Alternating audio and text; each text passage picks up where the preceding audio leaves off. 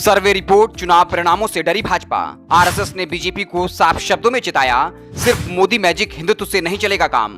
खत्म हुआ मोदी मैजिक, सिर्फ हिंदुत्व के सहारे नहीं पार लगेगी बीजेपी की नैया। नहीं संभले तो 2024 में मोदी को खाली करनी पड़ेगी पीएम की कुर्सी।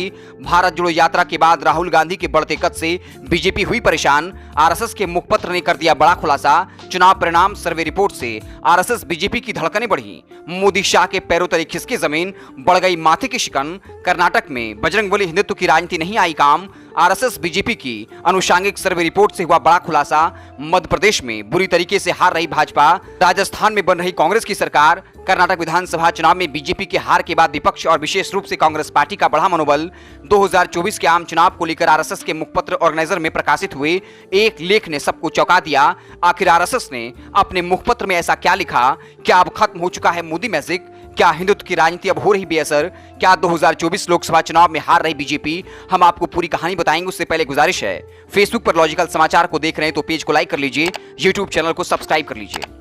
आरएसएस के मुखपत्र ऑर्गेनाइजर में छपे लेख ने उड़ा दी बीजेपी की नींद। कर्नाटक चुनाव में मिली हार और आने वाले कुछ विधानसभा और 2024 के आम चुनाव को लेकर आरएसएस के मुखपत्र ऑर्गेनाइजर में प्रफुल्ल केतकर का एक लेख प्रकाशित हुआ। इस लेख ने राजनीतिक सरगर्मी बढ़ा दी। लेख में कहा गया, यह सही समय बीजेपी के आत्मनिरीक्षण का है। लेख कर्नाटक चुनाव में कांग्रेस द्वारा बीजेपी को बुरी शिकस्त मिलने के कई कारणों पर भी प्रकाश डाल रही है।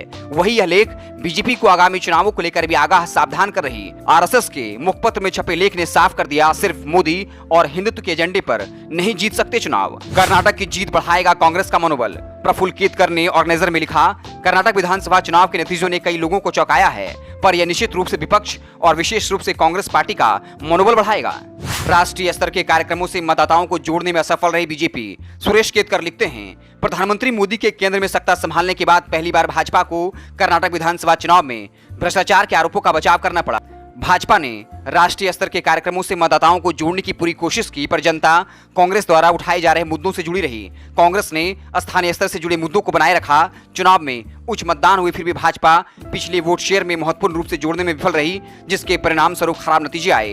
मौजूदा मंत्रियों के खिलाफ सत्ता विरोधी लहर भाजपा के लिए चिंता का विषय।